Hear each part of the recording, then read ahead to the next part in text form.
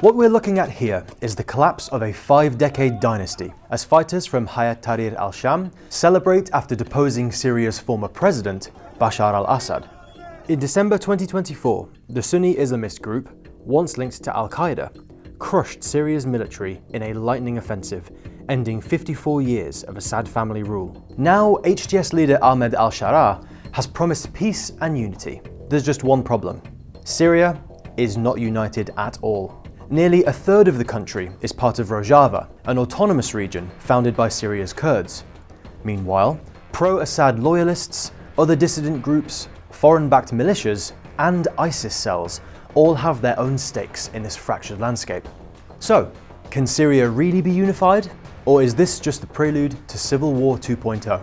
To find out, we'll recap the brutal conflict, break down the new power struggle, and travel to Syria to speak with political and military leaders fighting for their region's future. Syria sits at the heart of the Middle East, bordering Jordan, Israel, Iraq, Lebanon, and Turkey.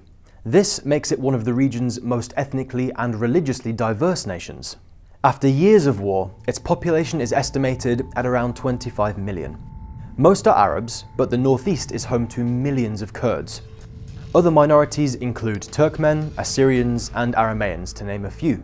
Religiously, the majority are Sunni Muslims, while Shiites, Alawites, and Ismailis make up roughly 20%. Syria also has a historically significant Christian population, along with smaller groups like the Druze and Yazidis, but their numbers have dwindled amid constant persecution. Since seizing power in December 2024, HTS has ruled from Damascus, consolidating its control over most of western Syria. If we go back to the tape, you can see celebrations erupting not only in the capital, but also in major cities like Hama and Homs, where HTS drove out Assad's crumbling military. HTS is now expanding its control over central Syria, pushing through the desert and driving out the remnants of Assad's forces. But its reach stops at the Euphrates River, which flows from Turkey through Syria into Iraq. On the other side lies Rojava, officially the autonomous administration of north and east Syria, home to Syria's Kurdish population. The Kurds, the world's largest ethnic group without their own state, are spread across Syria, Turkey, Iraq, and Iran, where they have long fought for autonomy. In July 2012, Syria's Kurds seized the opportunity presented by civil war chaos to secure freedom from Assad. Kurdish armed groups took control of several Kurdish-majority cities near the Turkish border and later formalized their rule over several autonomous regions, naming the territory Rojava, meaning west in Kurmanji. Unlike Syria under Assad, Rojava adopted a decentralized system of governance, where all the ethnicities and religious components have a say in regional administration. This model makes Rojava arguably the most democratic and egalitarian region in the Middle East. Rojava also controls about 70% of Syria's oil and gas reserves, so is the most economically viable region.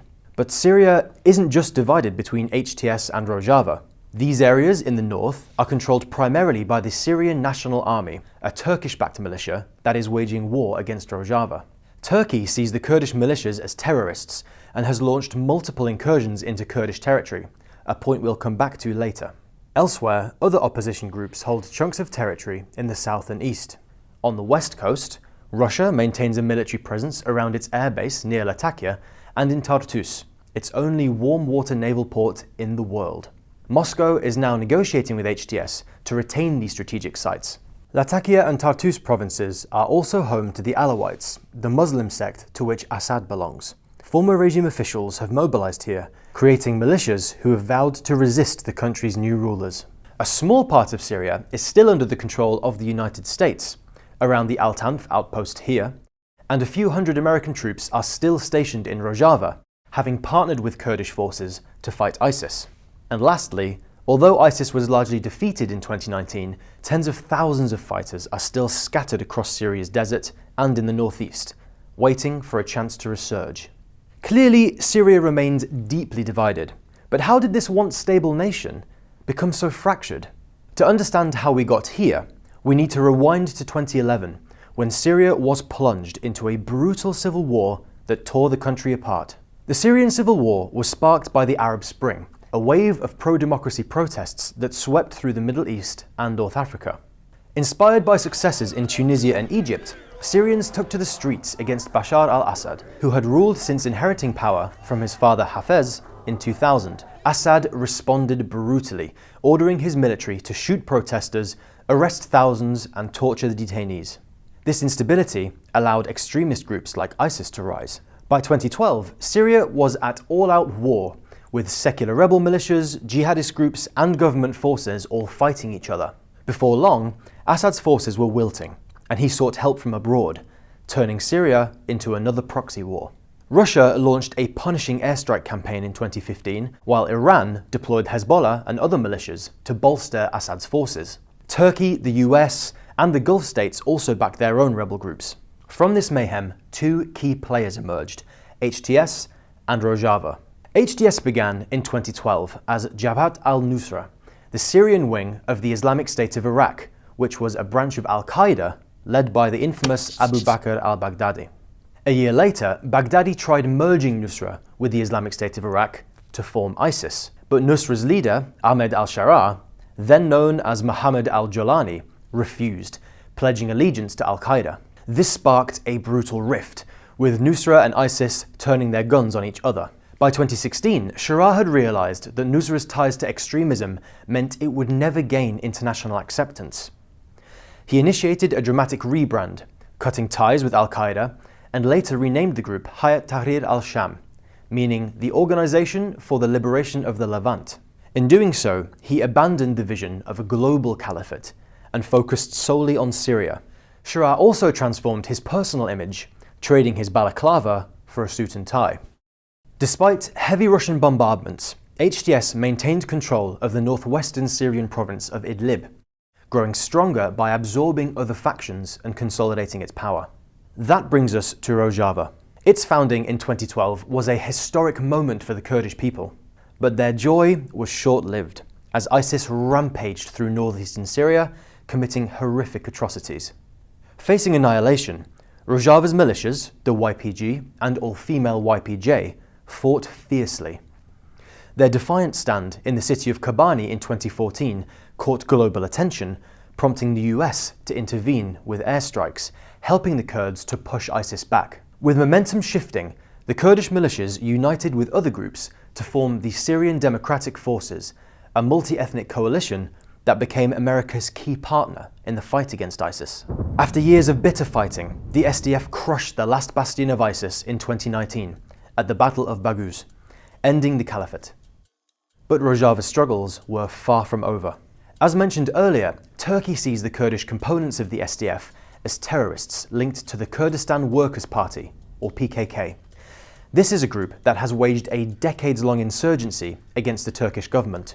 President Recep Tayyip Erdogan ordered 3 military operations into Kurdish-held Syria in 2016, 2018, and 2019, claiming these were necessary to secure Turkey's borders and sovereignty. In reality, these were ruthless land grabs that displaced hundreds of thousands of people. Syria's civil war finally ground to a halt in 2020 with a shaky ceasefire. By then, at least 580,000 people had died, over half of them civilians, and roughly 14 million people were displaced. Assad remained in power, controlling 2/3 of Syria, but crucially, he had lost Rojava and Idlib to HTS. Rojava's authorities began rebuilding, but HTS remained committed to Assad's overthrow, waiting for the perfect moment to strike. That moment came in November 2024. With Iran weakened by Israel's war on Hezbollah and Russia distracted in Ukraine, Assad was vulnerable. HTS launched a surprise offensive, seizing Aleppo in just 48 hours. A week later, they took Hama and Homs. Assad's forces crumbled, and on December the 8th, he fled to Moscow. HTS had completed their coup in just 12 days. Let's roll the tape again. These celebrations you see here mark more than just a 2-week blitzkrieg. They mark the end of Assad's 13-year rule and the poverty, torture and death that came with it. Now though, Syrians face a new question. Is this the dawn of peace or just another chapter of war? To find out, we need to break down the aims of HTS, Rojava, other groups and the international players with a stake in Syria to see if peace can be pulled from the rubble. Let's begin with Syria's new rulers. HTS no longer appears to be the jihadist group it once was, and al-Sharaa is pushing hard for international legitimacy. He claims to want a united Syria, where the rights of all ethnicities and religions are protected, and has promised elections for a new parliament. Al-Sharaa has also called on the international community to lift economic sanctions on Syria, arguing this is crucial for reconstruction and improving the living standards of its citizens. But his rhetoric thus far has not matched his actions, and one only needs to look at HTS rule in Idlib to see what a future Syria under Shaara's control might look like. HTS remains an ultra-conservative Sunni Islamist organisation with little tolerance for dissent. In Idlib, they enforced strict Sharia law and violently suppressed any opposition. Their zero-tolerance approach became even more apparent in early March, when a contingent of Assad loyalists attacked HTS checkpoints around the coastal provinces of Latakia and Tartus. HTS fighters responded with utter barbarity, beating and executing hundreds of defenseless civilians in Alawite communities in vengeful massacres. On the political front, Shaaraa scrapped Syria's old constitution, and in March he signed into effect a 5-year transition period. This declaration gave yet more insight into what a future Syria looks like, according to HTS. A People's Assembly will draft all legislation based on Islamic law, while a committee writes a new constitution, but all of the lawmakers will be appointed either by Shaaraa himself or a committee of Shaaraa's choosing. These lawmakers will have no power to impeach Shaaraa, who will maintain executive power throughout the entire transition period. The president is also the sole individual responsible for appointing judges. In other words, Shaaraa appears far more interested in consolidating his power under a new Islamist regime than living up to his promise of building a united Syria. Rojava's position is vastly different. Its people have already built a secular political system centered around grassroots democracy, where every ethnic and religious group has a say. This approach is completely at odds with HTS's true vision of an Islamic state. HTS has shown no willingness whatsoever to accept Kurdish self-administration beyond vague offers of cultural and language rights, a far cry from the current level of autonomy for which the people of Rojava have fought so hard. In March, just days before Shaaraa announced the terms of Syria's 5-year transition, SDF Chief General Mazloum Abdi signed a landmark deal with HTS. Under the terms of the agreement, the SDF would integrate into state institutions to form part of Syria's new army by the end of 2025. The SDF would also supposedly allow HTS to take control of Rojava's oil and gas fields and border crossings with Turkey and Iraq. But the deal may already be dead in the water, because Rojava's authorities issued a complete rejection of Shaaraa's 5-year transition period, declaring its people will not accept the rebuilding of the authoritarian regime under HTS. With the SDF still fighting a war against the Turkish-backed SNA, they say disarming would be suicide and have refused to lay down their arms. Then there are the international players and other Syrian groups. Turkey is keen to see Syria ruled by HTS. This is an outcome that would strengthen Turkey's leverage in Syria, boost its economy as Turkish companies help rebuild Syria, and weaken the SDF. But Turkey's and HTS's leverage over the Kurds depends on the presence of US troops in Rojava. Hundreds of American soldiers remain in Rojava to discourage attacks against the Kurds, but US President Donald Trump's insistence on reducing America's military presence in the Middle East has raised fears of a full withdrawal. Without the US deterrent, Rojava would be exposed to pressure from Turkey, the Turkish-backed SNA, and HTS. Although much less significant than Rojava, there remain several other small dissident groups in Syria that have called for autonomy and refuse to be subsumed into an HTS-dominated government. And finally, there is the growing prospect of an ISIS resurgence, particularly in northeast Syria. The SDF is guarding tens of thousands of ISIS fighters and their radicalized families in sprawling detention camps. If regional instability escalates, ISIS could exploit the chaos and reignite its campaign of terror. To put it simply, the prospect of a united, peaceful Syria is extremely slim. But there is still hope. HTS has already spoken to international media, including the BBC, to convince the world it is capable of guiding Syria forward. To understand the other side of the story, I travelled to Rojava to meet the leaders of the autonomous administration and some military chiefs and hear firsthand what their vision is for Syria. First, I spoke with Ahmed Ali, a representative of the YPG, the main component of the Syrian Democratic Forces guarding Rojava. HTS has called upon all of the different militia and all the different groups in Syria to disarm ahead of them trying to form this transitionary government in March. Obviously, Mazloum Abdi has said this is not going to happen. You need your weapons to defend yourself and to defend your region of Rojava. I'm interested to know to what extent have you been able to negotiate with HTS?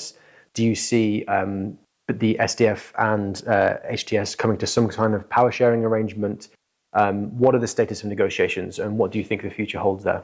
يعني دسيدرا قوتا ما قوتا كي سوريا وروجا يكي دجي ما قوتيا امجبوي آفاكرنا ارتشا سوري آن اجتماعي كو كارب سوري بپاريزي امن خودي هاري تجربة خودي هاري دانستاندن بهيزن بسپورا پرورده کرن بدنيا رتكلي امن بيقومان امجي سورينا امجي ما في ما هي قوم في ارتشي ده جيب قرن وكواني صار زمان هيئة تحرير الشام دبيجي جرك قصده سلاح ديني جرك انجي حمو فصيلين لسوريا جرك سلاح ديني خوستيكي كي اريني املد نرن الملكي ده اوي الشر بدي سكناندن اللي قالوا انها الشر هادي سكناندن انا الشر السرمتي اولويات هنا يعني هيئة تحرير الشام انجي حكومتها الشامي جرك هنا قافنا بافيجي جوان قافاجي جرك شر بسكناندن ضما قو الشر بسكناندن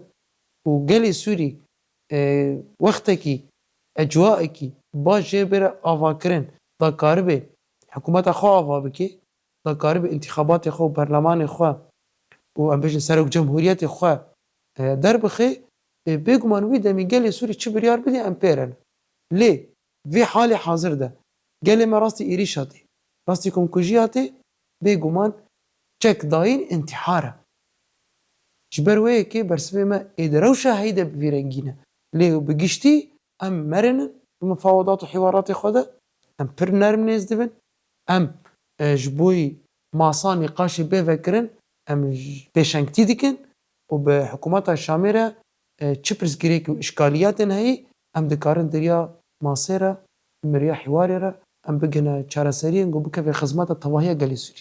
In an ideal scenario, what do you see as the future of Syria and how will the YPG and the SDF be involved in that? يعني أفشند هي حتى النصاني هيفني مصيرنا ديروكينا جبوا تاريخ السوري. أجر حكومة الشامي